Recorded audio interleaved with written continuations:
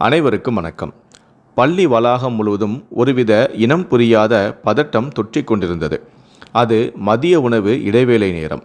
வழக்கமாக 45 நிமிடங்கள் நீளும் அந்த மகிழ்ச்சியான நேரம் இன்று ஏனோ 25 நிமிடங்களிலேயே முடிவுக்கு கொண்டு வரப்பட்டது. திடீரென மணியும் ஒலித்ததும் எல்லோரும் உடனே வகுப்புக்கு போங்க என்று ஆசிரியர்கள் அவசரமாக மாணவிகளை விரட்டினர். மாணவிகள் வகுப்பறையில் அமர்ந்து 20 நிமிடங்கள் கடந்துவிட்டன. ஆனால் பாடம் நடத்த எந்த ஆசிரியரும் வரவில்லை. காற்றில் ஏதோ ஒரு அசம்பாவிதத்தின் வாடை வீசுவதை மாணவிகளால் உணரவும் முடிந்தது. இன்னைக்கு ஸ்கூல்ல ஏதோ பெரிய பிரச்சனையாம் என்று ஆங்காங்கே மாணவிகள் கிசுகிசுக்க தொடங்கினார்களே தவிர அது என்னவென்று யாருக்கும் தெளிவாக தெரியவில்லை. அவரவர் கற்பனைக்கு ஏற்ப கதைகளை உருவாக்கி கொண்டிருந்தனர். அப்போது திடீரென ஒலிபெருக்கியில் தலைமை ஆசிரியர் திருமதி சாரதாவின் குரல் கம்பீரமாகவும் அதே சமயம் நடுக்கத்துடனும் ஒலித்தது. பள்ளியில் உள்ள அனைத்து மாணவிகளும் உடனடியாக விளையாட்டு மைதானத்தில் வந்து வரிசையாக நிற்கவும். அந்த அறிவிப்பை கேட்டதுமே மாணவிகள் வகுப்பறைகளை விட்டு வெளியே மைதானத்தை நோக்கி ஓடினர். அங்கே கண்ட காட்சி அவர்களை மேலும் குழப்பத்தில் ஆழ்த்தியது. தலைமை ஆசிரியை சாரதா மட்டுமல்ல, பள்ளியின் தோட்டக்காரரான முனுசாமி, வாட்ச்மேன், அலுவலக உதவியாளர்கள் என பள்ளியின் மொத்த ஊழியர்களுமே அங்கே இறுக்கமான முகத்துடன் நின்றிருந்தனர். சாரதா டீச்சரின் ஒரு சைகைக்கு பிறகு ஆசிரியைகள் மாணவிகளை வரிசையாக நிற்க வைத்து சோதனையிடவும் தொடங்கினர். எதுக்கு இந்த செக்கிங், என்னாச்சு என்று மாணவிகளும் விழித்தனர். வெளியே மைதானத்தில் சோதனை ஒரு பக்கம் நடந்து கொண்டிருக்க சாரதா டீச்சர் வாட்ச்மேனிடம், நீங்கள் உடனே போய் ஸ்கூல் பில்டிங்குக்கு உள்ள யாராவது இருக்காங்களான்னு ஒவ்வொரு இடமா தேடுங்க, பாத்ரூம், கிளாஸ் ரூம் எதையுமே விடாதீங்க என்று உத்தரவிட்டார். 10 நிமிடங்கள் கழித்து மூச்சிறைக்க ஓடி வந்த வாட்ச்மேனோ, மேடம் உள்ள ஒருத்தருமே இல்லைங்க என்றார். இதை கேட்டதுமே சாரதாவின் முகத்தில் கவலை ரேகைகள் இன்னும் அதிகமாகின. ஒரு பெருமூச்சுடன் மாணவிகளை வகுப்பறைக்குள் செல்ல அனுமதித்தார். அவர்கள் வரிசையாக வகுப்புகளுக்கு திரும்புவதையே கழுகு பார்வையில் பார்த்து கொண்டிருந்தார் அவர். மாணவிகள் சென்றதும் மீண்டும் ஆசிரியர் அறையில் அவசரமாக கூட்டம் கூடியது. சாரதா டீச்சர் தலையை பிடித்து கொண்டு அமர்ந்திருந்தார். அவருக்கு என்ன செய்வது என்றே புரியவில்லை. நடந்த உண்மையை எப்படியாவது கண்டுபிடித்து ஆக வேண்டும். இல்லையெனில் அவரது வேலைக்கு மட்டுமல்ல, இந்த பள்ளியின் கௌரவத்திற்கே மாபெரும் களங்கம் ஏற்பட்டுவிடும். பள்ளி வளாகத்திற்குள் கற்பனை கூட செய்து பார்க்க முடியாத ஒரு சம்பவம் நடந்துவிட்டது. அது வெளியே தெரிந்தால் பள்ளியின் பேரே அழிந்துவிடும். சாரதாவின் சிந்தனை 1 மணி நேரம் பின்னோக்கி சென்றது. நேரம் காலை 11:10. இடைவேளை தொடங்கி 10 நிமிடங்கள் ஆகியிருந்தன. சாரதா டீச்சர் தன் அறைக்கு மதிய உணவு வரவைத்துவிட்டு தேர்வுகளை பற்றி பேசுவதற்காக ஆசிரியர் அறைக்கு நடந்து கொண்டிருந்தார். இன்னும் 5 நிமிடங்களில் தேர்வுகள் தொடங்க இருந்தன. அவர் ஆசிரியர் அறையின் வாசலை நெருங்கிய போதுதான் அந்த சத்தம் கேட்டது. திடுக்கிட்டு நின்றார் சாரதா. அது ஒரு பச்சிளம் குழந்தையின் அழுகுரல். பள்ளிக்கூடத்தில் பச்சிளம் குழந்தையின் சத்தமா? ஒரு கணம் அவருக்கு திகைப்பாகவும் இருந்தது. இது பள்ளிக்கூடமா இல்லை மருத்துவமனையா? ஒருவேளை யாராவது குழந்தையின் தாய் வந்திருப்பாளோ, அல்லது ஆசிரியைகள் யாராவது கை குழந்தையை தூக்கி வந்திருப்பார்களோ? ஆனால் உற்று கேட்டபோதுதான் அந்த அழுகுரல் வந்த திசை அவருக்கு பேரதிர்ச்சியை கொடுத்தது. அந்த குரல் அது சாதாரண குழந்தையின் அழுகுரல் அல்ல. இந்த பூமிக்கு வந்து சில நொடிகளே ஆன பச்சிளம் சிசுவின் முதற் குரல் அது. தலைமை ஆசிரியர் சாரதா அந்த அறையின் வாசலில் உறைந்து போய் நின்றார்.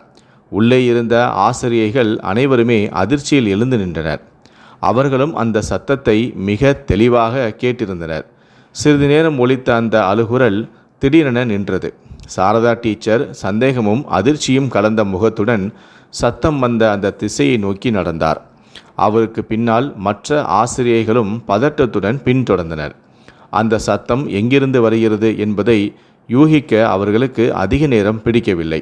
அது சந்தேகத்திற்கு இடமின்றி ஆசிரியர்களுக்கான ஓய்வறையை ஒட்டியிருந்த ஒரு கழிவறையில் இருந்துதான் வந்தது. இது எப்படி சாத்தியம்? பள்ளியில் பணிபுரியும் ஆசிரியர்கள் எவருமே கர்ப்பமாக இல்லை. அப்படி இருக்க அங்கே ஒரு பச்சிளம் குழந்தையின் சத்தம் வர என்ன காரணம்? குழப்பத்துடன் கழிவறையின் வாசலை நெருங்கினார் சாரதா. கதவு லேசாக திறந்திருந்தது. உள்ளே தெரிந்த காட்சியை கண்டதுமே சாரதா டீச்சர் மட்டுமல்ல, பின்னால் வந்த அனைவரின் இதயமும் ஒரு கணம் நின்றுவிடும் போல் இருந்தது. அவர்களின் கண்கள் அதிர்ச்சியிலும் விரிந்தன. உள்ளே 10ஆம் வகுப்பு படிக்கும் 15 வயது மாணவி அனிதா நின்று கொண்டிருந்தாள். அவள் கைகளில் இரத்தமும் சதையுமாக பிறந்த சில நிமிடங்களே ஆன ஒரு பச்சிளம் சிசுவும் இருந்தது. அந்த குழந்தையை அனிதா கைகளில் ஏந்தி கொண்டு அதன் முகத்தை உற்று பார்த்து கொண்டு இருந்தாள். அக்குழந்தை மீண்டும் அழுதுவிடக்கூடாது என்பதற்காக தனது இன்னொரு கையை குழந்தையின் வாயை அமுக்கி பொத்தியிருந்தாள். அவள் அதை தெரிந்தே செய்தாளா அல்லது அறியாமலேயே செய்தாளா என்று தெரியவில்லை. சாரதா டீச்சர் உடனே சுதாரித்து கொண்டு பள்ளி உதவியாளரான முனியம்மாவை அழைத்தார். ஒரு துண்டை கொண்டு வரச் சொல்லி அனிதாவின் கையில் இருந்த குழந்தையையும் லாவகமாக வாங்கிச் சென்றார். ஆசிரியர்கள் சந்தேகித்தது போலவே அந்த குழந்தை பிறந்த மேனியாக இரத்தம் கூட துடைக்கப்படாமல் இருந்தது. குழந்தை பிறந்து சில நிமிடங்களே ஆகியிருக்க வேண்டும். ஆனால் ஆசிரியர்களுக்கு தலை சுற்றியது. அந்த கழிவறையில் அனிதாவை தவிர வேறு யாருமே இல்லை. ஓர் ஆசிரியை கோபமாகவும் பதட்டத்துடனும் அனிதாவை நோக்கி, என்ன காரியம் பண்ணியிருக்க என்று கேட்க பாய்ந்தார். ஆனால் அதற்குள் அனிதா பயத்தில் ஓவென்று அழத் தொடங்கிவிட்டாள். அனிதாவின் பள்ளி சீருடை முழுவதுமே இரத்தக்கரையாக இருந்தது. அநேகமாக அந்த குழந்தையை தூக்கியதால் சீருடை பாலாகி இருக்கலாம். சாரதா டீச்சர் அந்த ஆசிரியையை தடுத்து நிறுத்தினாள். இப்போது மிரட்டினால் காரியம் கெட்டுவிடும் என்பதை அவள் உணர்ந்தார். அவர் மெதுவாக அனிதாவின் அருகே சென்று அவள் தலையை வருடியபடி, அழதம்மா, பயப்படாத. நீ முதல்ல முனியம்மா கூட போய் முகம் கை கால் எல்லாத்தையும் கழுவிட்டு வா. நான் உனக்காக நிறைய கிஃப்ட் வாங்கி வச்சிருக்கேன், வா என்று அன்பாக பேசினார். பரிசு என்ற வார்த்தையை கேட்டதுமே அனிதாவின் அழுகை நின்றது. முனியம்மா அவளை அழைத்து சென்று சுத்தம் செய்து மீண்டும் ஆசிரியர் அறைக்கு அழைத்து வந்தார். அங்கே மற்ற ஆசிரியர்கள் மூச்சடக்கி காத்து கொண்டிருந்தனர். அனிதா வந்ததுமே சாரதா டீச்சர் சொன்னபடியே ஒரு பரிசு அவள் கையில் திணித்தார். பிறகு நிதானமாக, இப்போது சொல்லுமா, யார் இந்த குழந்தை, இது எப்படி உன்கிட்ட வந்தது என்று கேட்டார். அனிதாவோ தயக்கத்துடன், டீச்சர், இந்த குழந்தை பாத்ரூமில் இருக்கிற வாஷ் பேஷனில் கிடந்தது. நான் கை கழுவ போனப்போ பார்த்தேன். நான் அதை தூக்குனதுமே அது அழ ஆரம்பிச்சிருச்சு என்று அப்பாவித்தனமாக சொன்னார். சாரதா டீச்சர் அவளை ஊடுருவி பார்த்தபடியே, சரி, ஆனால் நீ எதுக்காக டீச்சர்ஸ் பாத்ரூமுக்கு வந்த என்று கேட்டார். ஸ்டூடெண்ட்ஸுக்குன்னு தனி டாய்லெட் இருக்குன்னு உனக்கு தெரியும்ல, யார் உன்னை இங்கே அனுப்பிச்சது என்று கேட்டார். அனிதாவோ பதில் சொல்ல வாய் திறக்கும் முன்பே அங்கிருந்த மாலதி டீச்சர் குறுக்கிட்டார். மேடம், அந்த பொண்ணுக்கு காலையில் இருந்தே வயிறு சரியில்லை, அடிக்கடி பாத்ரூம் போய்கிட்டே இருந்தா. லஞ்ச் டைமில் ஸ்டூடெண்ட்ஸ் டாய்லெட் ரொம்ப கூட்டமாக இருந்ததால் அவசரத்தில் எங்கிட்ட வந்து கேட்டா. பாவம்னு சொல்லி நான் தான் நம்ம ஸ்டாஃப் டாய்லெட்டை யூஸ் பண்ணிக்க பர்மிஷனும் கொடுத்தேன் என்று சொன்னார். சாரதா டீச்சர் மீண்டும் அனிதா பக்கம் திரும்பினார். சரிம்மா, நீ உள்ளே போனப்போ அங்கே வேற யாராவது இருந்தாங்களா, இல்லை யாராவது போகிறத நீ பார்த்தியா? அனிதாவோ இல்லை என்று தலையசைத்தாள். நான் டாய்லெட் போயிட்டு வந்து கை கழுவும் போது தான் வாஷ் பேஷனில் இந்த குழந்தையை பார்த்தேன் டீச்சர் என்று ஒரு பதிலை சொன்னாள். சுமார் 10 நிமிடங்கள் சாரதா டீச்சர் அவளிடம் பலவிதமாக கேள்விகளை கேட்டும் அவள் அதை தாண்டி வேறு எதையுமே சொல்லவில்லை. கேள்விகள் அதிகமானதும் அவள் மீண்டும் பயந்து நடுங்கத் தொடங்கினாள். சாரதா டீச்சர் அவளை ஆசுவாசப்படுத்தினார். சரி கண்ணா, ஆனால் ஒரு முக்கியமான விஷயம், இந்த குழந்தையை பற்றி நீ உன் கிளாஸ்லையோ வீட்லேயோ யாருக்கிட்டையும் சொல்லக்கூடாது. சொன்னால் உனக்கு தண்டனை தான் கிடைக்கும்.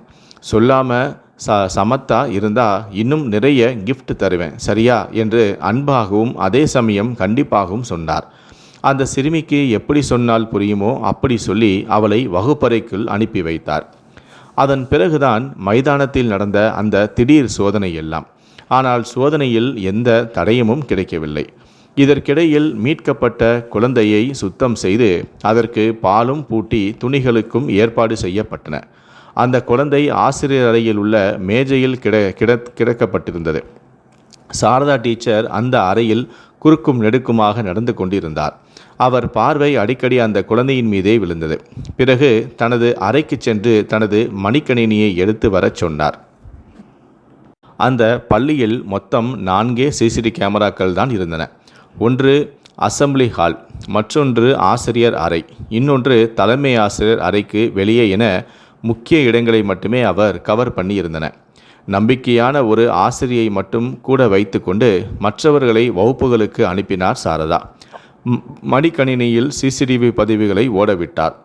காலை 10 மணியிலிருந்து 11:15 மணி வரையிலான காட்சிகளை தீவிரமாக ஆராய்ந்தார். அந்த குறிப்பிட்ட நேரத்தில் 3 ஆசிரியர்கள் மட்டுமே ஆசிரியர் அறைக்கு இருக்கும் அந்த கழிவறையை பயன்படுத்தினார்கள். அவர்கள் உள்ளே சென்றுவிட்டு இயல்பாக வெளியே வருவதும் பதிவாகி இருந்தன. வீடியோ ஓடிக்கொண்டே இருந்தது. நேரம் 11:40 நெருங்கிய போது திடீரென சாரதா டீச்சரின் அறை தொலைபேசி அலறியது. அந்த நேரத்தில் யார் கூப்பிடுவது?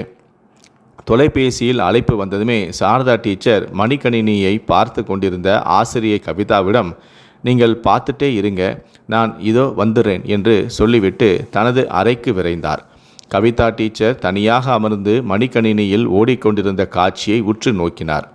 நேரம் 10:50 தொட்டபோது திரையில் தெரிந்த காட்சி அவரை கதிகலங்கச் செய்தது. ஒரு நொடியில் அவர் முகமே வெளிரி போனது. திரையில் 7ஆம் வகுப்பு படிக்கும் அந்த சிறுமியான அனிதா மெதுவாக நடந்து வந்து கொண்டிருந்தாள். நேரம் 10:52. ஆனால் அவள் நடை சாதாரணமாக இல்லை. கால்கள் தள்ளாடின. ஏதோ ஒரு பெரிய சுமையை தூக்கி சுமப்பது போலவும் அதே சமயம் வலியில் துடிப்பது போலவும் மெல்ல மெல்ல நடந்து கழிவறை பக்கம் சென்றாள். சுமார் 13 நிமிடங்கள் கழித்து 11:05 மணிக்கு அவள் வெளியே வந்தாள். இப்போது அவள் கையில் ஏதோ ஒன்று இருந்தது.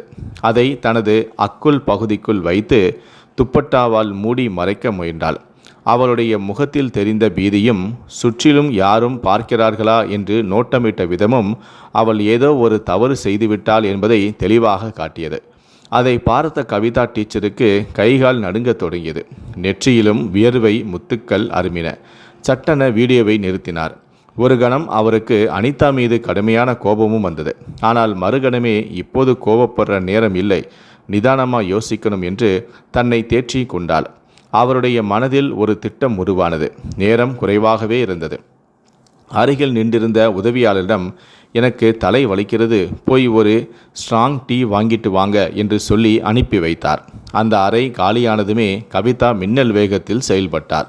மடிக்கணினியை தன் மடியில் வைத்து கொண்டு தன் கணினி திரையை பயன்படுத்தி 10:50 மணியிலிருந்து பதிவான சில முக்கியமான காட்சிகளை தேர்ந்தெடுத்து டெலீட் செய்தார். அதற்கு பதிலாக வேறொரு பழைய காட்சியை அந்த இடத்தில் சாமர்த்தியமாக இணைத்தார். இந்த வேலையை முடித்துவிட்டு நிமிர்ந்தபோது அவர் முகத்தில் ஒரு நிம்மதி பெருமூச்சும் வந்தது. சரியாக 11 மணிக்கு வீடியோ ஓடுவது போல வைத்துவிட்டு மடிக்கணினியை மேஜை மீதே வைத்தார். சற்று நேரத்தில் சாரதா டீச்சர் திரும்பியும் வந்தார். என்ன கவிதா, ஏதாவது துப்பு கிடைத்ததா என்று ஆர்வமாக கேட்டார். கவிதா எதுவும் நடக்காதது போல தலையையும் ஆட்டினார். இல்லை மேடம், இதுவரைக்கும் சந்தேகப்படுற மாதிரி யாரும் அந்த பக்கம் போகலை என்று சொல்லும்போது அவருடைய குரல் லேசாக நடுங்கியது.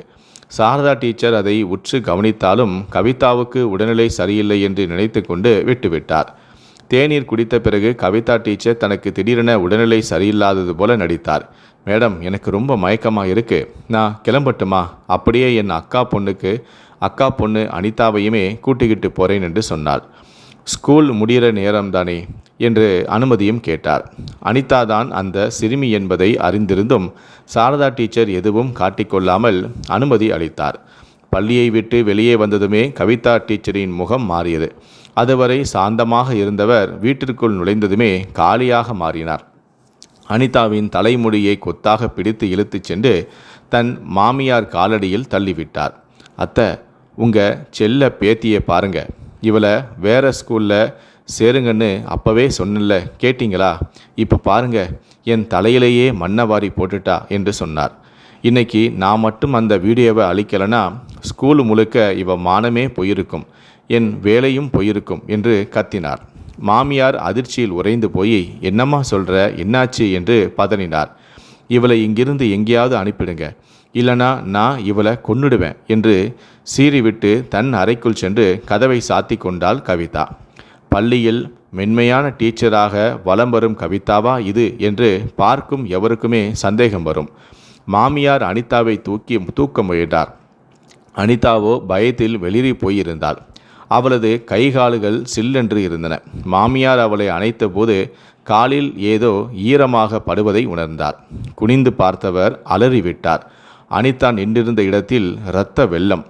அனிதா அப்படியே பாட்டி கைகளில் மயங்கி சரிந்தாள். பதறிப்போன பாட்டியோ அவளை தூக்கி கொண்டு அருகிலுள்ள மருத்துவமனைக்கு ஓடினார். அவசர சிகிச்சை பிரிவில் அனிதாவை அனுமதித்துவிட்டு வெளியே தவிப்புடன் காத்து கொண்டிருந்தார். சிறிது நேரத்திலேயே மருத்துவர் வெளியே வந்தார். அவர் சொன்ன விஷயத்தை கேட்டு பாட்டிக்கு தலையே சுற்றிவிட்டது. 13 வயசு பொண்ணுக்கு இப்படி நடக்கும் என்று அவரால் நம்பவே முடியவில்லை. 2 மணி நேரம் சிகிச்சைக்கு பின்பு அனிதா வீடு திரும்பினாள். ஆனால் அவள் வாயிலிருந்து ஒரு வார்த்தை கூட வரவில்லை. ஏதோ பெரிய அதிர்ச்சியில் உறைந்து போய் இருந்தாள். 5 நாட்கள் அனிதா பள்ளிக்கு செல்லவில்லை. 6ஆம் நாள் தேர்வுகள் என்பதால் பாட்டியே அவளை கட்டாயப்படுத்தி பள்ளிக்கு அழைத்து வந்தார்.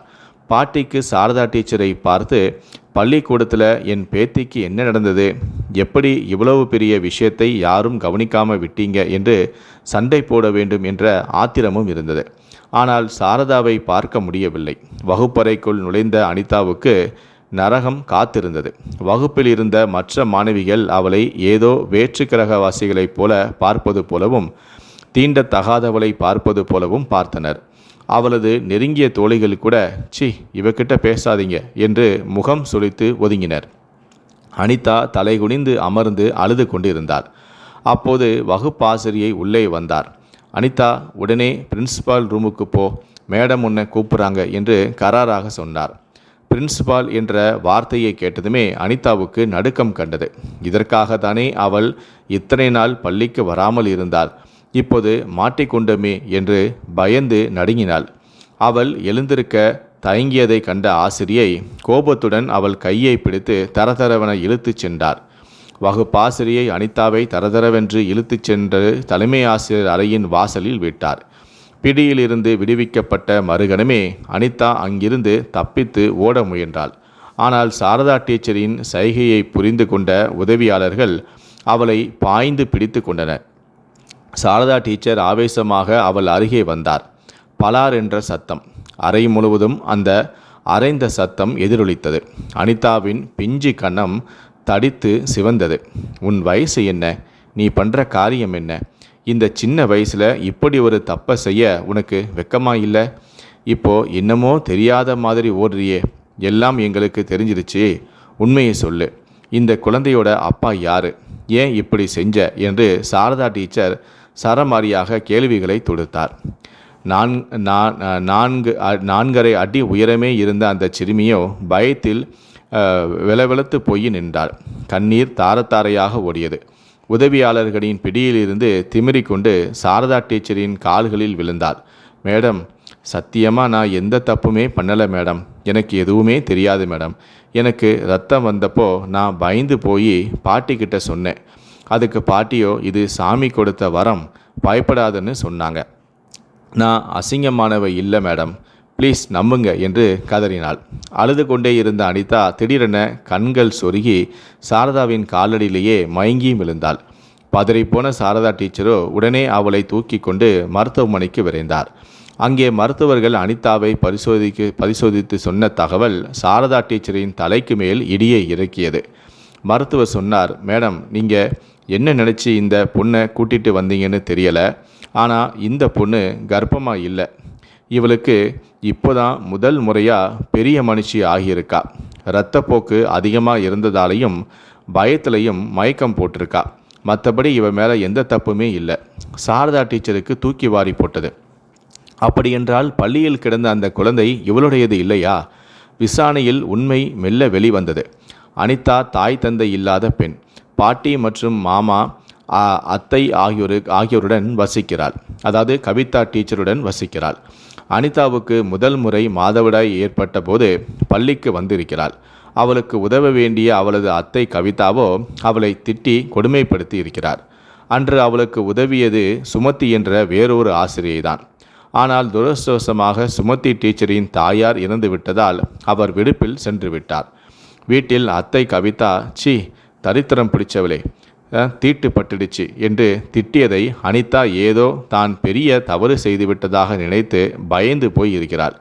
பள்ளியில் மாணவர்கள் அனிதாவுக்கு குழந்தை பிறந்திருச்சாம் என்று தவறாக புரிந்து கொண்டு பரப்பிய வதந்தியும் சேர்த்து அந்த சிறுமியை மனதளவில் கொன்றுவிட்டிருக்கிறது. உண்மை தெரிந்ததுமே சாரதா டீச்சருக்கு குற்ற உணர்ச்சியும் கோபமும் பொங்கியது. அனிதாவில் வீட்டுக்கு கொண்டு போய் விட்டார். அடுத்த நாளே பள்ளியில் அதிரடி நடவடிக்கைகளை தொடங்கினார்.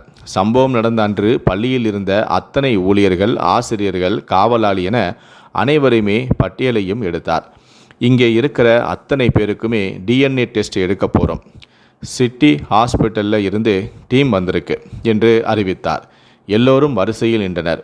அப்போது கூட்டத்தில் இருந்த ஒருவரின் முகம் மட்டும் இரத்தம் வற்றியது போல வெளிரி போயிருந்தது.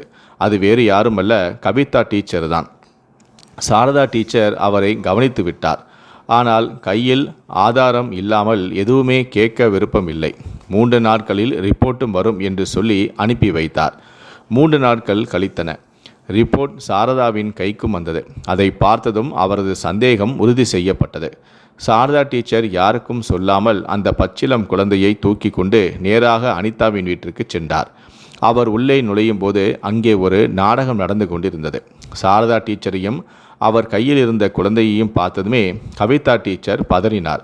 உடனே பழியை தூக்கி அனிதா மீது போட்டார். பாத்தியா, இவ செஞ்ச வேலையை, டீச்சரே குழந்தையை தூக்கிட்டு வீட்டுக்கு வந்துட்டாங்க. அடி பாவி, நம்ம குடும்ப மானத்தையே வாங்கிட்டியடி.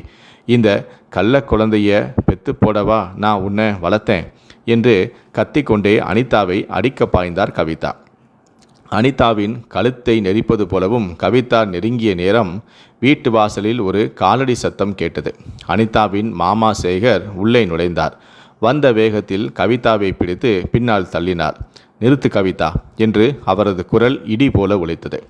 சாரதா டீச்சர் கையில் குழந்தையுடனும் மறு கையில் DNA ரிப்போர்ட்டுடனும் அமைதியாக, ஆனால் நெருப்பை போன்ற பார்வையுடன் நின்றிருந்தார்.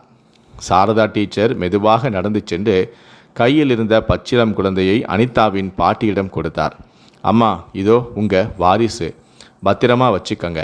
இந்த குழந்தை 13 வயசு சிறுமி அனிதாவோடது கிடையாது. இது உங்கள் மருமக கவிதாவோட குழந்தை என்று இடியை இறக்கினார். பாட்டி அதிர்ச்சியில் குழந்தையை வாங்கி கொண்டு விழித்தார். சாரதா டீச்சர் தொடர்ந்து பேசினார். இந்த குழந்தை கவிதாவோடதுங்கிறதுல எந்த சந்தேகமும் இல்லை. DNA ரிப்போர்ட் அதுதான் சொல்லுது. ஆனால் இந்த குழந்தை உங்கள் பையனுக்கு பிறந்ததான்னு எனக்கு தெரியலை. முதல்ல உங்கள் பையனுக்கு ஒரு DNA டெஸ்ட் எடுத்து பாருங்கள். ஏன்னா உங்கள் மருமக செஞ்ச காரியம் அப்படி. இவங்க ஒரு ஏமாற்றுக்காரி. பாட்டிக்கு தலை சுற்றியது. தள்ளாடியபடியே கவிதாவின் அருகே சென்றார். சி, நீயெல்லாம் ஒரு பொம்பளையா?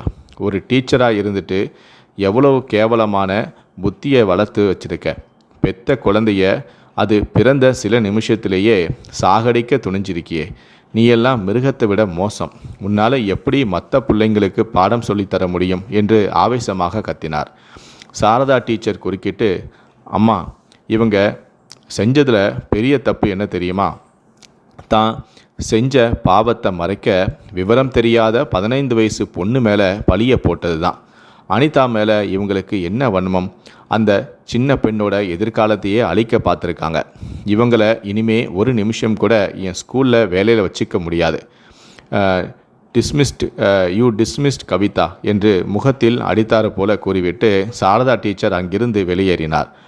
உண்மை முழுவதுமாக வெளிச்சத்துக்கு வந்தது. கவிதா ஒரு தவறான உறவில் சிக்கியிருந்தார். அந்த குழந்தை அவருடைய கணவர் சேகருக்கு பிறந்தது அல்ல, கவிதாவின் கள்ளக்காதலனுக்கு பிறந்தது. அதனால்தான் அந்த குழந்தை வெளியே தெரிந்தால் தன் குட்டு உடைந்துவிடும் என்று பயந்து அது பிறந்தவுடனேயே பள்ளி கழிவறையில் அனாதையாக கைவிட்டு சென்றிருக்கிறார். இது கவிதாவுக்கு முதல் முறை அல்ல. இதற்கு முன்பே 3 முறை யாருக்கும் தெரியாமல் கருகலைப்பும் செய்திருக்கிறார். அவருக்கு குழந்தைகளின் மீது துளியும் பாசம் கிடையாது. தன் சுகம், தன் கௌரவம் மட்டுமே அவருக்கு முக்கியமாக இருந்தது. அதற்காக பெற்ற குழந்தையை கொல்லவும் வளர்த்த அக்கா மகள் மீது பழியை போடவும் அவர் தயங்கவில்லை. நடந்த உண்மைகளை அறிந்த கணவரான சேகர் அருவருப்புடன் கவிதாவை பார்த்தார். தன் மானத்தை காப்பாற்றுகிறதுக்காக பெத்த பிள்ளையையே அனாதையா வீசினவதானே நீ. உன்னால் என் குடும்ப மானமே போக இருந்தது. அதுவும் இல்லாமல் பூ மாதிரி இருந்த அனிதாவை ஊரே காரி துப்புற மாதிரி செஞ்சிட்டேடி. உன்னை மன்னிக்கவே முடியாது. இப்போவே என் வீட்டை விட்டு வெளியேறு. உனக்கு விவாகரத்து நோட்டீஸ் சீக்கிரமே வரும் என்று கூறி கவிதாவை வீட்டை விட்டே துரத்தினார். பள்ளியின் நற்பெயரை கெடுக்க முயன்றதும், ஒரு சிறுமியின் வாழ்க்கையை விளையாடியதும், பச்சிளம் குழந்தையை கொல்ல முயன்றது என பல குற்றங்களை செய்த கவிதா இப்போது நடுத்தருவில் நின்றார். அனிதாவும் பாட்டியும் அந்த குழந்தையை ஏற்றுக்கொண்டனர். கவிதாவின் கணவர் அவருக்கு விவாகரத்து கொடுத்து வீட்டை விட்டே துரத்தியது சரிதானே? தவறு செய்தவர் யாராக இருந்தாலும் அதற்கு தண்டனையை அனுபவித்துதானே ஆக வேண்டும். இதை பற்றி உங்களுடைய கருத்துக்கள் என்ன அப்படிங்கிறத கீழே இருக்கக்கூடிய கமெண்ட் செக்ஷனில் மறக்காமல் சொல்லுங்கள். நன்றி, வணக்கம்.